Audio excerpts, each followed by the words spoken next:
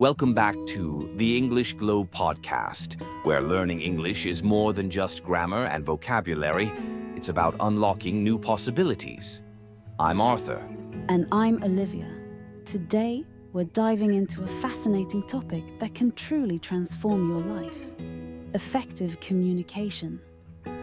We'll also explore a unique grammar lesson and introduce some advanced vocabulary. So stick around, because you won't want to miss a second of this. That's right, Olivia. We've got a jam-packed episode filled with practical tips and a few surprises. And we're also excited to share 5 powerful vocabulary words that can elevate your English skills. So, whether you're commuting, at the gym, or just relaxing at home, make sure to stay with us until the end. Let's kick things off with a quick question. What makes someone a great communicator? Great question. Communication isn't just about speaking. It's about connecting with people. It's about listening, empathizing, and responding thoughtfully.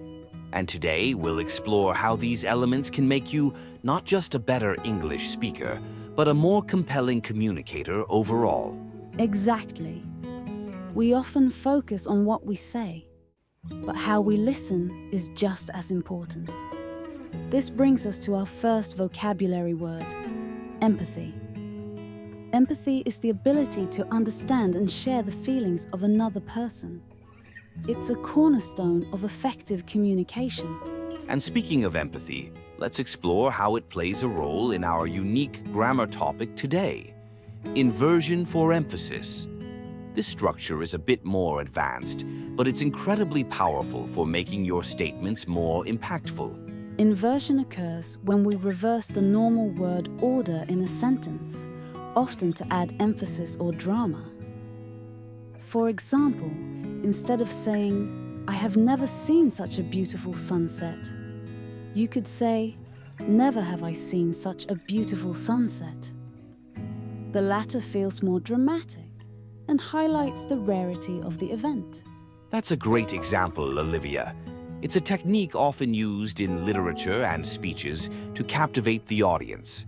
And speaking of captivating, let's move on to another key aspect of communication: clarity. Absolutely. Clarity is crucial, especially when discussing complex topics.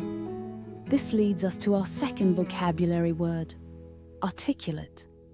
To be articulate means to express your thoughts clearly and effectively. It's not just about using big words. It's about making sure your message is understood. And how can we become more articulate? One way is by practicing the art of paraphrasing, restating what you've heard in your own words. This not only shows that you're listening, but also helps ensure you've understood the other person correctly. Exactly. Paraphrasing can also serve as a bridge to our third vocabulary word: resonate. When something resonates with you, it means it has a deep emotional impact. Effective communication is all about resonating with your audience, making your message memorable. And to make our messages resonate, we need to use more than just words. Nonverbal cues like body language and tone play a huge role.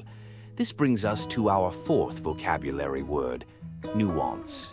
Nuance refers to subtle differences in meaning, expression, or tone. Being aware of nuances can make you a more sensitive and effective communicator. Exactly, Arthur.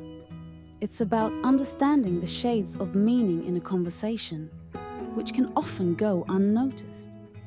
And speaking of shades, let's dive into a practical example of inversion for emphasis. Instead of saying, "We should not underestimate the power of good communication," we could say, "Little do we realize the power of good communication." It adds a dramatic flair, don't you think? Absolutely. It draws the listener in and makes the message more impactful. And since we're on the topic of drawing people in, let's not forget the importance of engagement.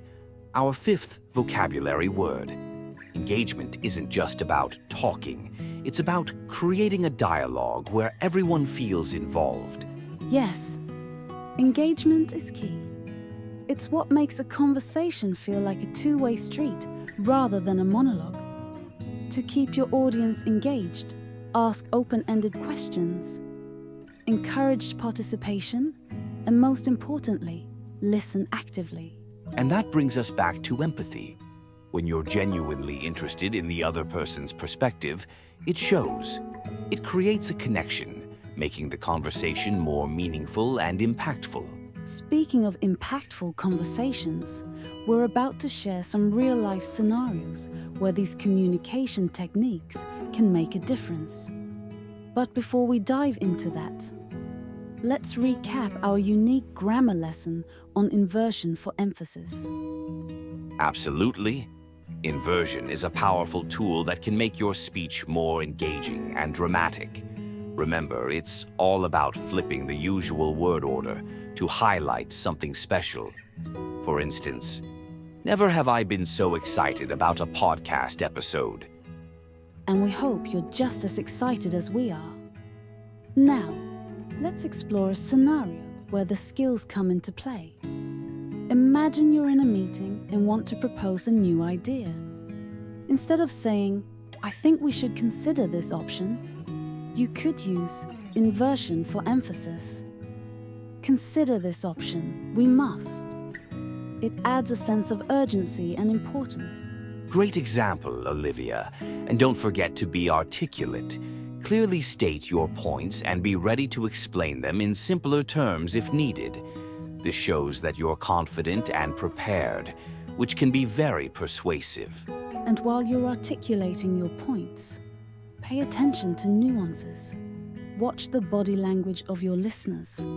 Are they nodding in agreement or looking confused? Adjust your tone and words accordingly to keep them engaged.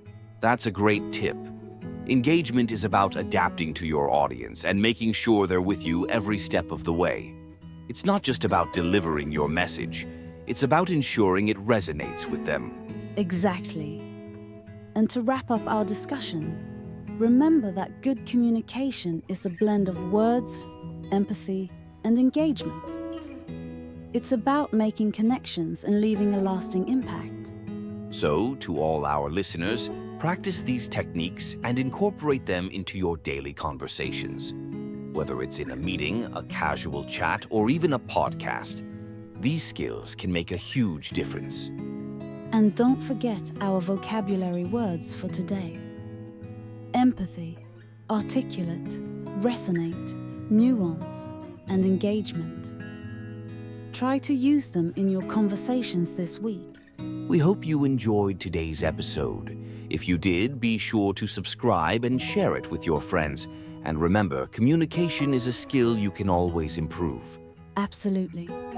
Stay tuned for our next episode where we'll explore more exciting topics and practical tips to help you on your English learning journey.